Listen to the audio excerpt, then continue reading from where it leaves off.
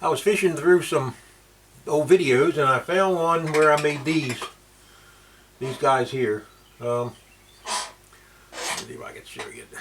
I'll zoom in on them. There's one of aluminum, and I don't have this part on the film here. Yeah, I don't have that part on the film there, but I'll zoom in on them and I'll explain what they are. I cut this one. If you notice, this side is smooth. If I spin it around, I can spin it clean off of there.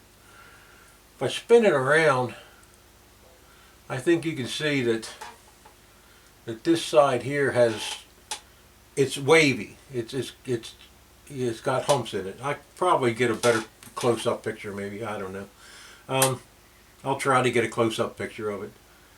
But this side, I believe I cut from the center out so that the tool pressure was pushing back on the tool, and the screw was feeding the carriage this way. They were opposing one another. But then when the tool came down this side, and I think that's further evidenced by the burr inside of there, I was cutting down this face, so the tool pressure was pushing this way, well, half because it's 45. And the carriage was pushing this way. The tool pressure was the same direction as the feed. This side here has a burr in it, so that kind of tells me that I cut from this out down to there. Let me spin it around here. Yeah, this side doesn't have a burr in there. So, and it's got a really good finish. Let me spin that around again, and then you can see. I really want to show that, how that's off. But you can really see it. It's very pronounced in the video. Anyway, I'm going to repost that now. I'm going to go ahead and post that now, so you can watch that. Take it for what it's worth. Always be safe with the lathe. Don't do anything that you don't feel comfortable doing. And just be safe and careful when you operate a lathe. Alright, so let me start this off by taking a face cut. Cleaning up that face. I think I should. Let's give her a few more RPMs.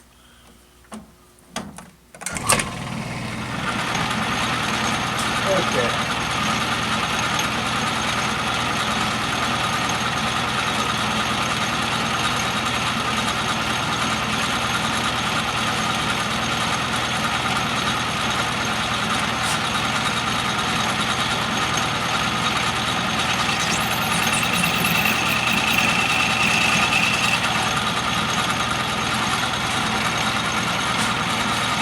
Okay, so there's a face cut. Now what I'm going to do is back the compound all the way out to give me maximum travel. You notice I've got the compound on a 45 degree because I'm going to be cutting a 45 degree and I want to feed directly into it. Now, I'm going to turn the machine off and I'm going to give you a heads up as to what you're going to see.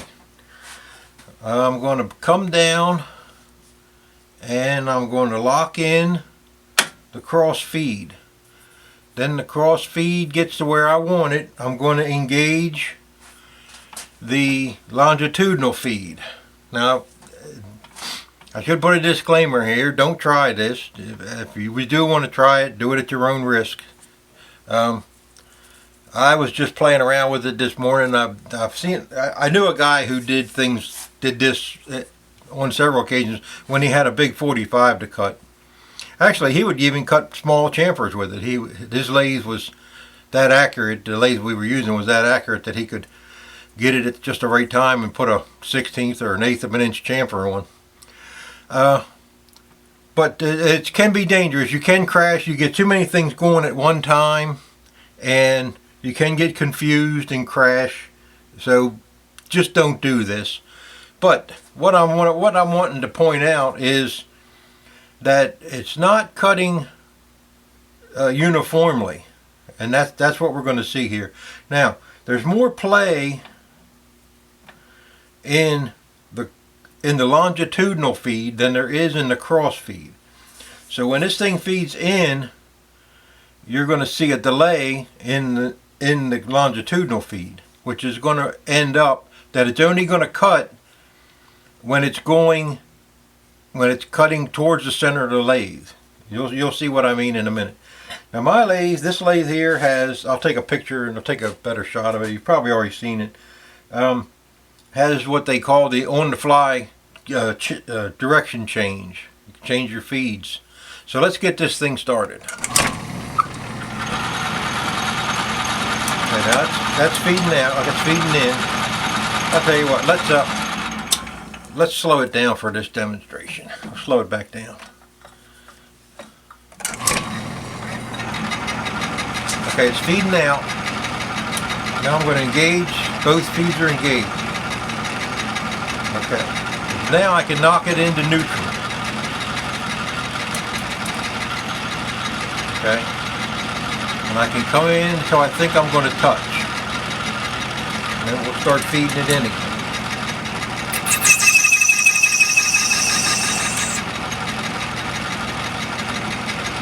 Okay, I messed up. See, that's what I mean. You get confused. I didn't think this was moving. So let me go back, and I'll just let it dry run. A buddy of mine used to call this cutting up all the air in the building. He'd start gagging. I can't breathe. You're cutting up all the air. Okay, this will give you a better idea what's happening. Now, when it comes back, then we'll reverse the feed. You could reverse.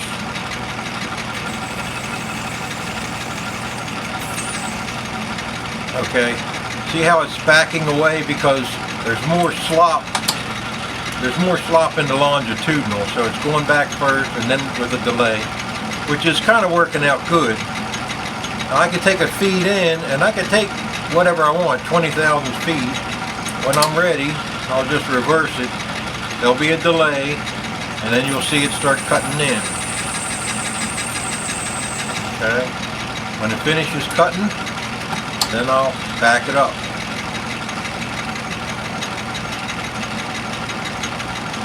And I'm just going to keep repeating that, and I'm going to take a pretty good cut this time.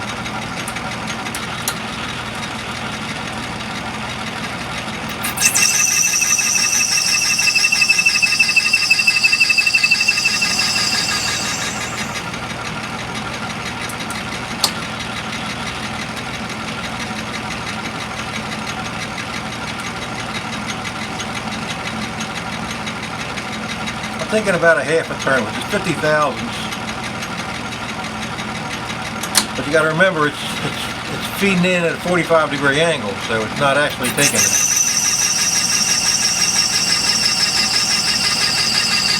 And you got to remember too that the feed rate is increasing. I can see those bumps forming again.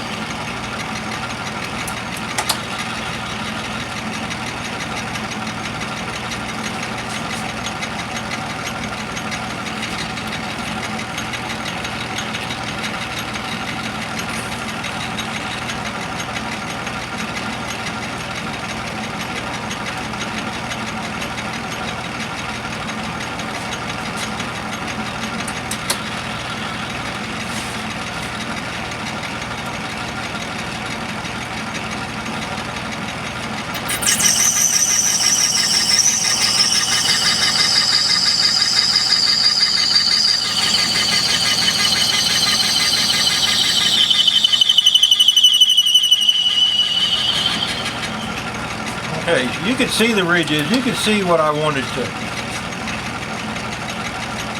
You can see this, what I was wanting to show you.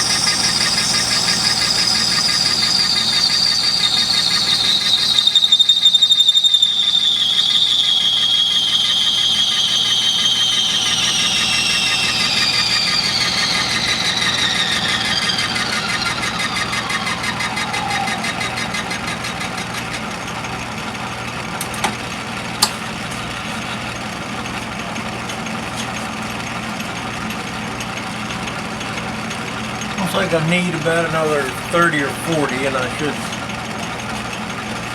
come to a point.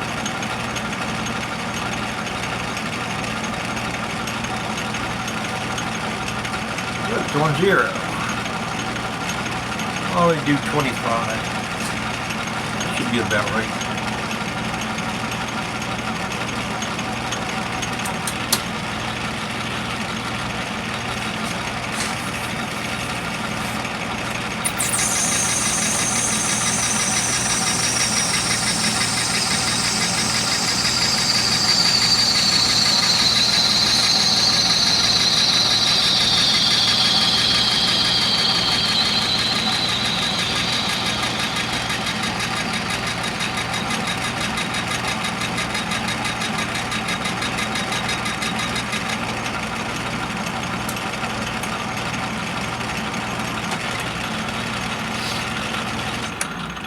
Okay, so I just popped the drive into neutral when it got where it is.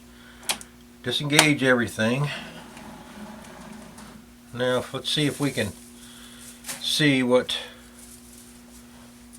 if I can show you what I'm seeing. Okay, I think right about there you can see how wavy it is. You can certainly feel it.